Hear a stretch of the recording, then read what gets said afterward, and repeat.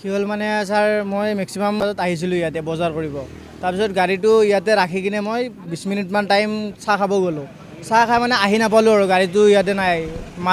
main ৰাস্তাৰ কাষতে গাড়ীটো ৰাখিছিলোঁ পাৰ্কিং চেণ্টাৰত কিন্তু তাৰ পৰা নাই হেণ্ডেলটো ভাঙি লৈ গৈছে চাবিটো লগতে আছে কিন্তু গাড়ীটো লৈ গৈছে ইয়াৰ পৰা লক ভাঙি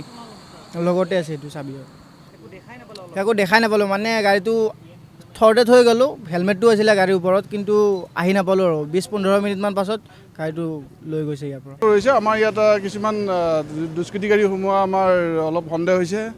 আমি যিমান পাৰোঁ আমাৰ থানাৰ ফালৰ পৰা আমি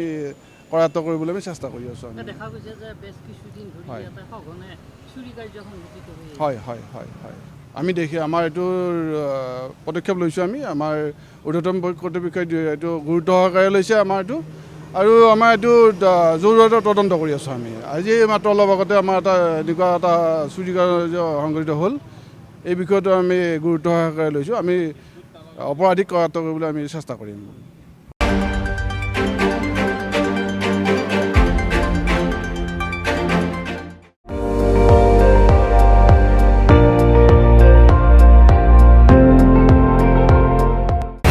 আপুনি চাই আছে ND24